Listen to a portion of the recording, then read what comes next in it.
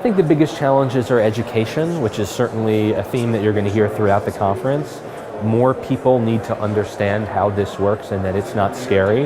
In the case of our eBay sales team, we completely joined the direct and programmatic teams last year and went through an entire accreditation process and certification process, really training constantly every day to make sure that the sales team can talk the talk and walk the walk, and we've been very successful with it. Now we have, for example, in Italy, we represent LinkedIn. So what I think is more for international publishers to understand the local markets. They have to adapt to the local needs.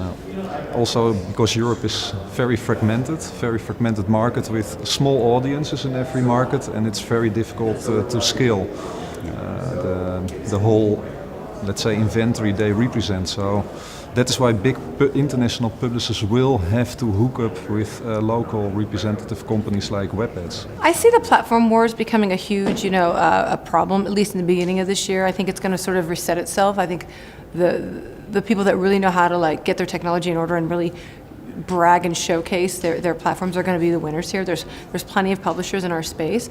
We all just want to find a home that we can be comfortable with the platform side.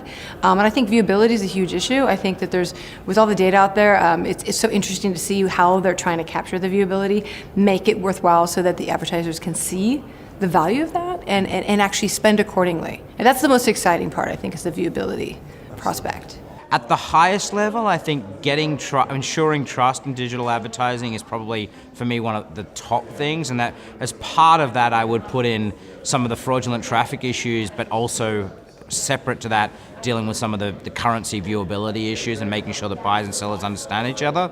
So that's sort of the biggest issue. And I think the second one for me is that we're changing not just what we're buying and selling in terms of going from banner ads to everything else, every other format, but also how we're doing it with programmatic, and trying to work out how both of those come together are some of the top challenges that I see.